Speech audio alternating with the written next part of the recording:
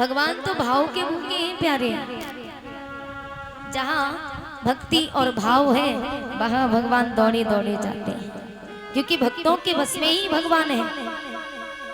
एक बार एक सेठ जी थे, तो सेठ जी भगवान को कभी मानते नहीं थे, कभी भगवान की पूजा ही नहीं करते। क्यों नहीं करते? क्योंकि सेठ जी के घर में धन दौलत की कमी ही नहीं थी, भंडार भरा हुआ था धन दौलत का। सेठ जी ने कहा हमारे घर में किस चीज की कमी है जो हम भगवान को पूजे। एक सज्जन पुरुष गए, बोले अरे सेठ जी बुढ़ापा आ रहा है आप पर, अरे जरा भगवान का भजन कर लो, यही साथ जाएगा, ये दौलत खजाना ये साथ जाने वाला नहीं है। और जैसे ये बात सुनी कि ये दौलत खजाना साथ जाने वाला नहीं, तो अब सेठ जी से जैसी ये बात कही तो सेठ जी कहने लगे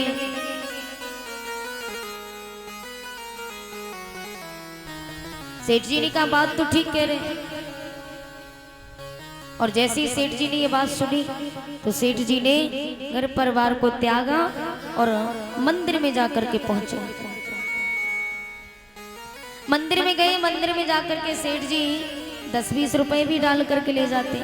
सेठ जी को पैसे से बहुत प्यार था, 10-20 रुपए डाल करके ले गए। और सेठ जी जब ले गए तो मंदिर में जाकर के देखा दुकानें भी लगी थी, ठाकुर जी की मूर्ति भी रखी हुई थी। अब सेठ जी ने देखा 5 का नोट निकाला और 5 का नोट निकाल करके सेठ जी बोल रहे चढ़ाऊं कि ना चढ़ाऊं? चढ़ा दूंगा तो थोड़ा दान पुण्य हो जाएगा। बोले अगर चढ़ा दूंगा तो मेरा इतना प्यारा नोट कितने दिनों से मेरे पास रखा था वो चला जाएगा, और यदि नहीं चढ़ाया तो दान पुण्य नहीं होगा। सेठ जी दुविधा में पड़ गए, बोले चढ़ाऊं कि ना चढ़ाऊं? बोले चढ़ा ही देता हूं। सेठ जी ने जाकर के 5 का नोट चढ़ाया, लेकिन आत्मा कर रही करके बड़ी मुश्किल से। लेकिन प्यारे यदि दान पुण्य करते रहोगे तो बस यही साथ जाने वाला है। तन पवित्र सेवा किए,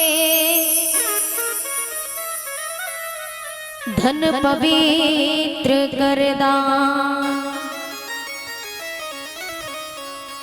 मन पवित्र हरि भजन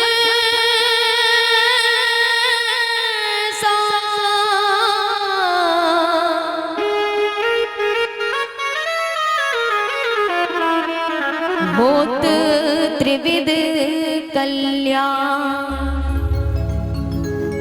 तन पवित्र सेवा किए, धन पवित्र कर दान, मन पवित्र हरि भजन सो होत त्रिविध कल्याण। अब सेठ जी ने नोट तो चढ़ा दिया। सेठ जी सोच रहे हैं, बोले ठाकुर जी की मूर्ति ले लेते। ठाकुर जी की मूर्ति ली और लेकर के अपने घर पहुंचे। बोले वहीं जाकर के सेवा करेंगे, मंदिर में रोज जाएंगे तो पुजारी भी देखेंगे, पुजारी जी कहेंगे सेठ जी इतने बड़े सेठ होकर के और 10-5 रुपए मंदिर में नहीं चढ़ाते, बोले पैसे बच जाएंगे। तो सेठ जी मूर्ति लेकर के घर चले गए, बोले यही सेवा करेंगे आराम से। अब सेठ जी रोजाना भगवान का भोग लगाते, भोग लगाए बगैर भोजन नहीं करते।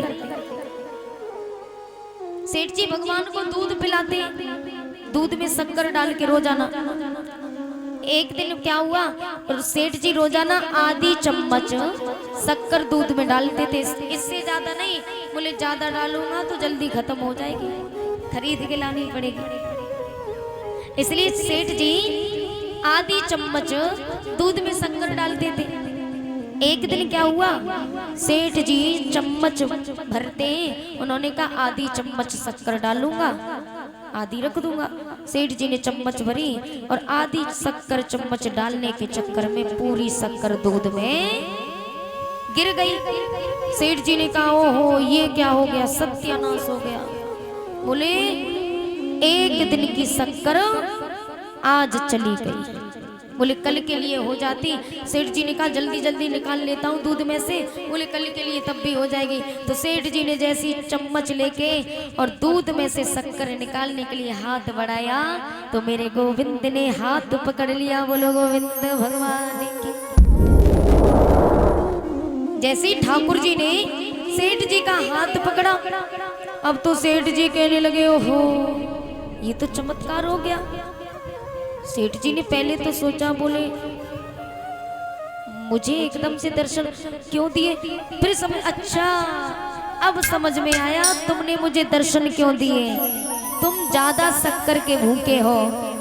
मैं थोड़ी थोड़ी शक्कर डालता तो तुमने दर्शन नहीं दिए, तुम नाराज थे। आज मैंने ज्यादा शक्कर डाल दी तो तुम प्रकट हो गए। अब मैं समझ गया कि तुम ज्यादा शक्कर खाते हो। ऐसा मुझे पता होता तो पहले दिन ही सारी डाल देता। भगवान ने कहा सेठ जी ऐसी बात नहीं, मैं तो भाव का भूखा हूं। जहां भक्ति और भाव होता है, जहां प्रेम होता है, मैं वहीं जाता हूं। और मीरा जी जो थी, मीरा जी के अंदर भी कितना प्रेम था भगवान के लिए। मीरा जोगन हो गई, बैरागिन हो गई। मीरा जी भगवान के लिए न जाने कितने लोगों के ताने सुने, गलत सलत। तो मीरा शादी होती है तो ससुराल में गई, राणा ने भी घर से निकाल दिया। तो मीरा जी राणा से कहती है, अरे राणा